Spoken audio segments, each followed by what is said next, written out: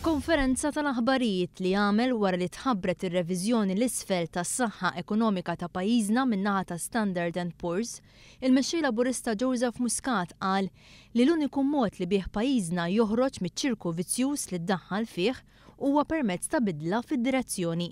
Din il-bidla fid-direzzjoni trid twassal għal tkabbir ekonomiku li jilħaq lil kulħadd. Kemm huwa kruċjali il-pjan tagħna għal tkabbir ekonomiku li jilħaq il kulħadd. Illi l-unika mod illi bih pajjiżna jista' joħroġ minn dan iċ-ċirku vizzjuż illi daħlu fih dan il-gvern li jista' l-kredibilità tiegħu f'dan il-qasam spiċċat qed jgħidulna l-credit rating agencies internazzjonali hemm il-problemi. U l-problemi insolvuhom mhux billi nibqgħu għaddejjin bl-istess riċetta u l-istess mediċina illi waslet biex il-problema tiġi moħbija għal ċertu żmien, tiġi posposta immissa qed toħroġ iktar minn qatt qabel, imma billi mmorru għal bidla fid-direzzjoni illi jinċentiva t-tkabbir ekonomiku. Tkabbir ekonomiku li l-pjan kollu tagħna, ir-roadmap kollha tagħna fil-forma tal-manifest elettorali hija mmirata għalih. Dak li qalet Standard & Poor's għal Joseph Muscat jikkonferma wkoll il-bżonn urġenti li tkun indirizzata il-qagħda preżenti tal-Enemalta. L-Enemalta kif inhi mhix sostenibbli. L-Enemalta kif inhi hija riċetta għal falliment. U dan m'għandux jinkwieta biss lil ħaddiema tal-Enemalta u lill-familji tagħhom, għandu jinkwieta lill-economic operators kollha tal-pajjiż. Għandna twissija issa oħra. Kenna diġà oħrajn, immissa kenna oħra twissija min-naħa ta' Standard & Poor's. Jekk l-affarijiet jibqgħu sejrin hekk, l-Enemalta għal ġol ħajt. L-Enemalta terreq u terreq lil pajjiż magħha.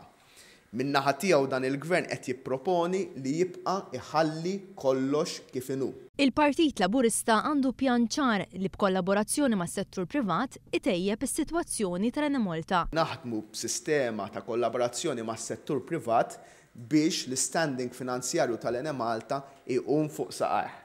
Huwa b'dan il-mod illi nistgħu ndaħlu fiduċja mill-ġdid f'dan il-qasam. Joseph Muscat qal li huwa tajjeb li bħala pajjiż naħsbu fil-pipeline, iżda ma nistgħux nistennew ma' 8 snin oħra u ma jsir xejn dwar il-kontijiet u dwar l-Enemalta.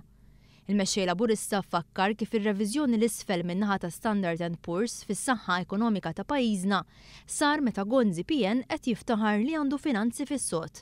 Il-konklużjonijiet ta' Standard & Poor's iżda juru li l-esperti mhux jemmnu lil Gonzi PN. Bil-Ministru Tonio Fenek ifalli bħala Ministru tal-Finanzi. Il-track record tiegħu huwa dak ta' falliment wieħed wara l-ieħor fejn falla il-miri finanzjarji, budget wara l-ieħor u ppreseda fuq is-sitwazzjoni ħażina immens finanzjarja tal-Enemalta u fuq il-fatt li l-Enemalta inġabet f'xifer ta' falliment. Joseph Muscat spjega kif il-Partit Laburista ilu snin sħaħ jiġbed l-attenzjoni tal-Gvern dwar ir-raġunijiet mogħtija minn Standard & Poor's. Fosthom id-dejn, it-telf kontinwu li qed jagħmlu l-kumpaniji tal-Gvern, in-nuqqas ta' partiċipazzjoni tan-nisa fid-dinja tax-xogħol u l-vulnerabilità tal-ekonomija.